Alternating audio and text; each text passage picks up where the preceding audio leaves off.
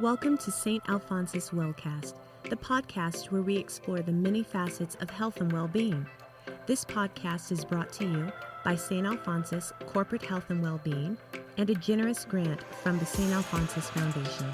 Thanks for listening and enjoy the show.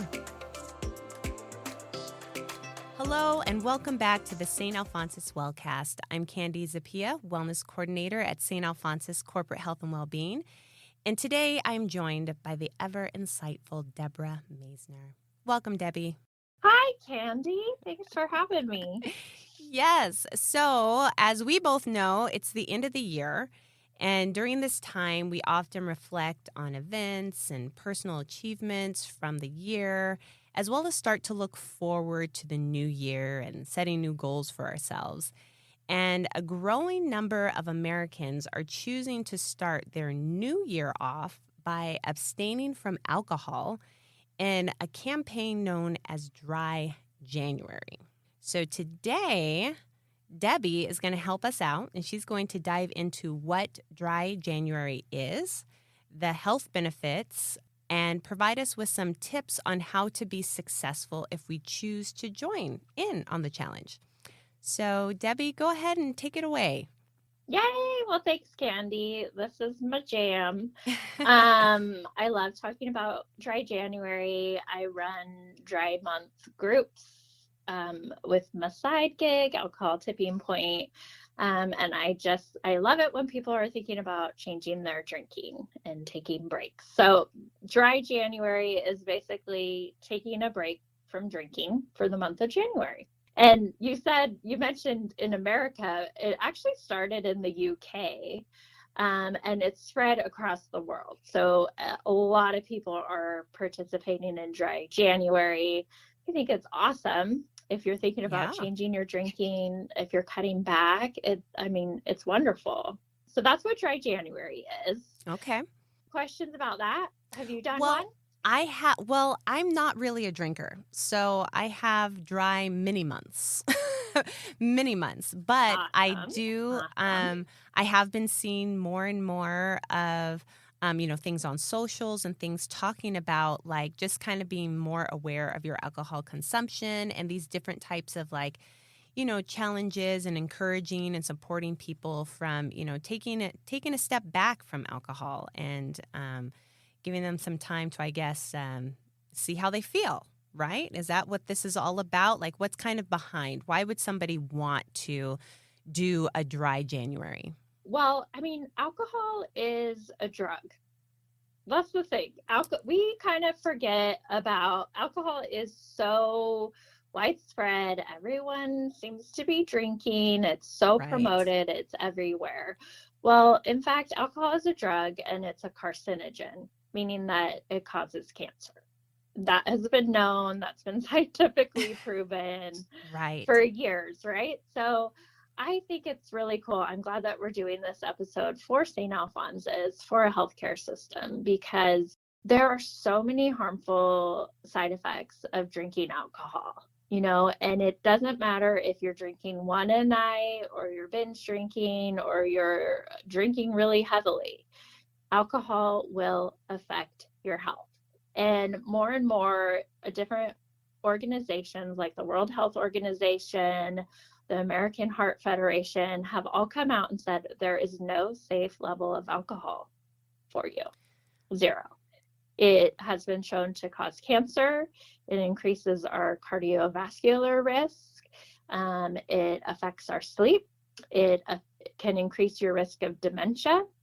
And it basically affects every organ of your body, right? Wow. So when we decide to take a break, we are giving our bodies a gift, right? This is a gift. We've basically been drinking poison, so we are going to clear some of that up. And so what happens is even in just 30 days, you can make significant health changes, right? You can improve your liver enzymes. For a lot of people, they can return to normal after you quit drinking for 30 days. That's incredible and eye-opening, Right? Yeah. Our liver is amazing. Our liver is the only body part that regenerates. I like to say it's the Groot. It's the Groot of our body Love it. Groot. because it can regenerate. But our liver also, if you do drink enough, it can progress to cirrhosis. It can progress to the point where it does not reverse, right? Mm. But for the most part, and for most people, your liver can return to normal function, which is wonderful. So, also after 30 days, you're going to have better sleep. There is a myth that alcohol makes or helps you sleep, right? Helps you Right. fall Yeah. asleep. Yeah, that term nightcap, right? Uh-huh. Well, just one drink affects your REM sleep. And REM sleep is so important. That is when your brain is repairing itself. I like to think of it as this is when the minions go to work. This is when we learn things. And if you have one drink, it's like you're getting those minions drunk, right? They don't work very well. And so you end up waking up in the middle of the night, just feeling foggy and groggy the next day. Okay, Yeah. so 30 days off, better sleep. Don't we all want to sleep better? Yes, we do. Yeah, Desperately. totally, totally. Okay. You can also reduce your risk of cancer. Like I said, changes DNA. Alcohol does. And also when we drink, it's not necessarily the alcohol that is leading to cancer risk. It's that there is a harmful enzyme that gets produced while our liver is detoxing the alcohol. Mm. So we get this enzyme acetaldehyde, and that is what causes cancer. And so it's definitely linked to breast cancer, liver cancer, colon cancer, rectal cancer, esophageal cancer, stomach cancer, you name it, right? Alcohol Wow. is damaging our cells. So giving ourselves a chance to reset, rebalance can help. It's not a magic bullet. It's not going to make all your cancer risk go away, but it is going to help you. Right. Another thing is better digestion. So alcohol use affects your gut microbiome. That's been a big thing, right? Gut health. That's a big Yes. word. Yes. Well, when we're drinking, we are throwing off our gut balance, right?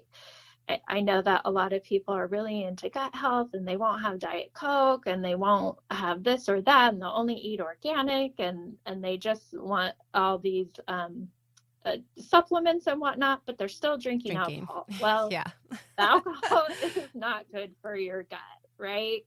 Gets it totally off balance. So when you can take 30 days from alcohol, then it's going to help your gut microbiome. A lot of us worry about our skin and what our skin looks like. We spend a lot of money on facials or we go get Botox or whatnot.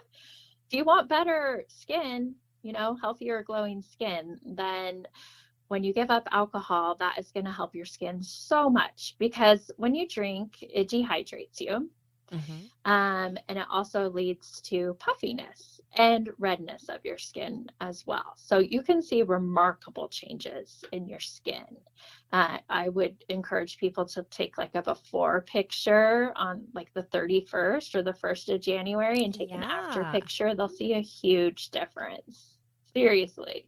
That's great. Well, and hopefully Uh, you're replacing that alcohol consumption with hopefully some more water consumption as well, which I'm sure would also help in seeing those changes in your skin quicker. yes, water is always an answer. You want better health? Drink water. Yes. Let's see, you're going to have an improved mood. So, a lot of people are drinking because they're feeling depressed or they're anxious, right?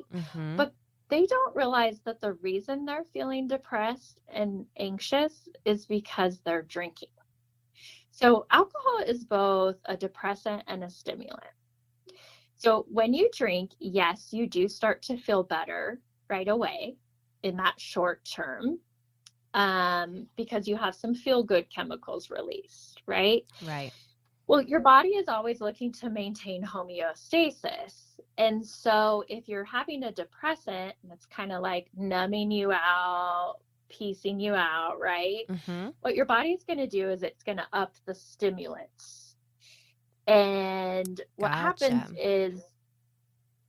happens is you start to feel anxiety. And that's also your 3 o'clock wake up in the middle of the night, right? So you've drank, say you went out and you drank 4 drinks or whatever you had. You end up drinking that much. Your depressants kick in. Your body goes, this is too many depressants. I need to up my stimulants. And you find that about 3 or 4 o'clock in the morning, your stimulants have upped. And you wake up and you're like, oh my gosh, I'm so anxious. I'm so anxious. Or you wake up the next day and you have anxiety. That's what anxiety is. It's that Anxiety. next day where, you have more stimulants, more dynorphins in your body, and you feel more anxious. And then what happens is come 5 o'clock, well, you need a depressant because you feel anxious. And you've just perpetuated this cycle of stimulant depressant. Yep. And it also gets your dopamine levels out of whack, right? Because we've been flooding our brain with this artificial rush, this artificial feel good chemical, right? And so other things don't feel as good. Right. You know, other things that normally bring us pleasure don't bring us as much pleasure because alcohol has artificially increased that. So when we take that 30-day break, we can reset our dopamine levels so that we get pleasure out of other things, you know, as simple as taking a walk or looking at the trees outside, or, you know, playing with your kids. Like, just, we get more enjoyment out of life. Love that. Yeah. And then a big one, you know, some people find that they lose weight, which is great, right? So when we drink, our body stops metabolizing. It just shuts down. It goes, oh, there's a poison in here. I need to process it. And that's what your liver does. That's why we see so many liver problems with really heavy drinkers, because our liver that little guy is working hard, right? Yeah. It is working hard to get rid of the alcohol. And what happens is your body stops metabolizing the rest of your nutrients, and you end up storing the rest of your food or whatever you ate as fat. So when you do this 30-day break, your digestion gets back on track, your liver's not working so hard, you become better at metabolizing food. And so you can lose weight naturally, sometimes without even trying. Also because a lot of times we drink and then we end up having snacks at night, or big snacks, or what have you, right? Our impulse control has been lowered. Right. Gosh, so those were just a few, Candy, a few of the benefits of Oh my taking goodness. Dry. Yeah, that's a lot of benefits. I mean, when you really I break could it go down, on and on. when you break it down like that, I mean, it is a wonder that, you know, this is just a societal thing. It's almost it's a rite of passage, in all honesty, to, you know, turn 21 and start consuming this carcinogenic poison, essentially, and doing it in a social setting. And I understand how, you know, it can be hard for someone to maybe want to move into this dry January situation, especially when they tie their alcohol consumption with social, you know, and thinking that, like, well, I don't want to be the only one doing it. And, you know, everyone's going out to the bar, but I'm doing dry January. So what advice do you have for the people that are kind of embarking on this journey to, you know, take this challenge, and they see the benefits and they see the side, you know, all that could happen from taking this break, but, you know, they might not have the support that they need, or they're a little bit nervous about, you know, giving it a try. What would you suggest for them? Well, first I just give them a high five and Yes. say, you're awesome. Way to go for taking care of your health. And also let them know, you're not alone. like you said, dry January, so many people are doing it. And what a great month to take a break from drinking, because you have an automatic reason you're not drinking. When people ask you, why aren't you Mm, drinking? Oh, I'm true. doing dry January. True, true. That's great. Right? And so really just changing your mindset, right? This isn't about deprivation. This is a gift that you're giving yourself. We talked about all those benefits, sleeping better, improving your digestion, losing weight, saving money. We didn't even talk about Oh, that, but yeah. golly, think about how much money So you spend expensive. at a restaurant or out at night or whatever. Saving money, just becoming more mentally clear and focused, having that healthy, glowing skin. Just think about all of the benefits of taking a break. Like, you get to take a break. You get to take care of yourself. I call my dry groups alcoholidays, because I think of it like a vacation, like a treat. This is something you're doing for yourself. So that would be a big tip that I would have as mindset.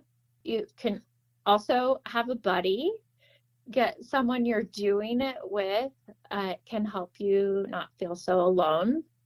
You can join a group. There's lots of groups online. You can join like a Facebook group. That's super easy, just to let you know, like, there's more people out there. Instagram has a Yeah. whole bunch of sober accounts, dry January accounts you can follow. So just knowing that you're not alone, that there are lots of other people doing this. So those are my tricks for support and mindset. Love that. Those are great. Those are great. And what about for, because I know that again, that kind of that social aspect of drinking can be like a difficult thing, but I do know and have had the pleasure of video recording some recipes for some mocktails. Are mocktails something that you might suggest for people who are dabbling and still might want to have something nice and fun to enjoy while abstaining from alcohol, but maybe in a social setting or a dinner party? What are your thoughts on mocktails? Love them.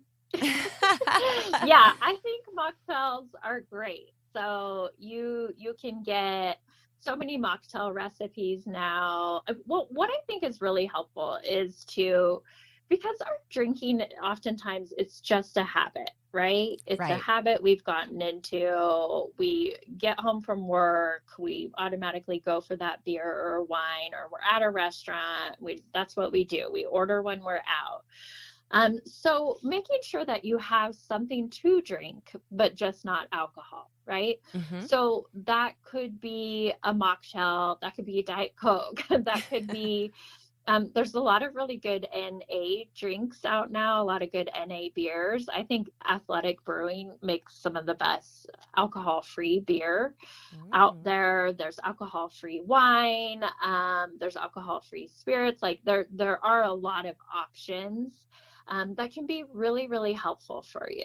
Now, I will say some people that can be triggering and makes them want the real Hmm. stuff. So just experiment, be curious. I do recommend that people think of this month as an experiment, right? It's a time to be curious about why you're doing it. What do you hope to get out of it? Maybe even write down all the reasons you drink, and then write down all the reasons that you don't drink, and all the reasons that you want to reduce your drinking. But just going back to that, having something else to drink or eat, like, now is not the time to diet. I wouldn't recommend doing dry January and like an extreme diet. Like, okay, I'm gonna go keto, I'm gonna quit drinking, I'm gonna do Whole30, I'm gonna work out Right. twice a day. That might be too You much. know, that might be too much. Pick one goal and treat yourself, right? So because you are not getting all the dopamine from alcohol, your body is going to be looking for some reward, some treat. So that could be having the dessert at night, having a donut, eat whatever you want. You are going to save a ton of calories by not drinking. So it's okay to eat what you want. And I mean, you can have other ways of treating yourself too. Everything from like taking a bubble bath or queuing up the Netflix or doing some meditations, buying a new book, reading a sober quit lit book. Those are really popular. That might be really motivating for you. So just making sure that you are giving your treats. And also making sure that you're keeping busy, especially at night, right? Because you'll find that drinking takes up a lot of time.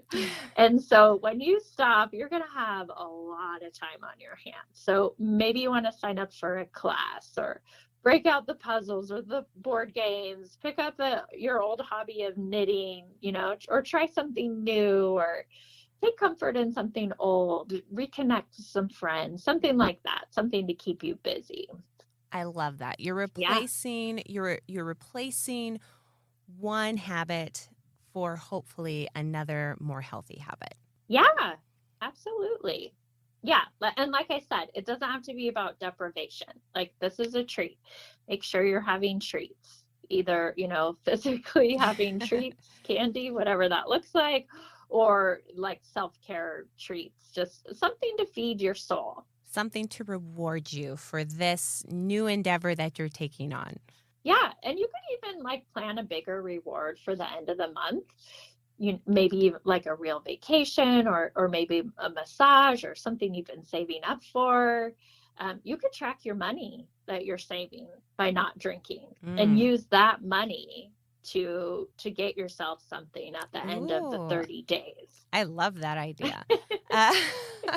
It's a great motivator. And yeah, this has been wonderful. I think that you did a great job of explaining why someone might want to try for this new year, since we're here in December and we're about to step out into 2023, if you can believe it, to, go ahead and try Dry January.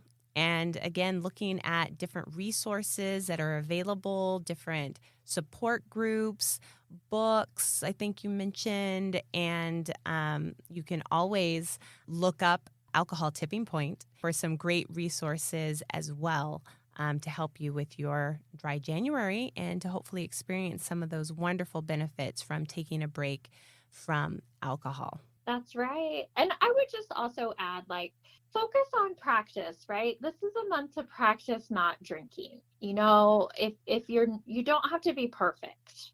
Okay. If you do end up drinking one night, that's okay. Get back on track and keep going, right? When we are learning to do new things, it takes practice and it takes work, and that's okay. That's how we learn. So I think that just the fact that you're even listening to this and thinking about Dry January, I just think that's huge. So I want to applaud you. And like Candy said, feel free to check out my website, alcoholtippingpoint.com. I have a lot of free stuff. I have a free 10-day challenge. I have a free dry guide. I have a free mocktail recipe book. So lots of resources for you there to help you out and know that you're not alone. Wonderful. Well, thank you again, Debbie, so much for coming on here and explaining this more for us and for our listeners. We just hope that you have a wonderful new year, and maybe you can start it off, with a Dry January. Cheers. Cheers without beers. Cheers without beers. All right. Join us next time for our next episode. And until then, stay well. Thank you for listening to this episode of St. Alphonsus Wellcast, brought to you by St. Alphonsus Corporate Health and Wellbeing and the St. Alphonsus Foundation. Always be sure to catch new episodes by subscribing to us through all major podcast platforms, including Apple, Google, and Spotify. We hope you'll tune in again. Until then, be well.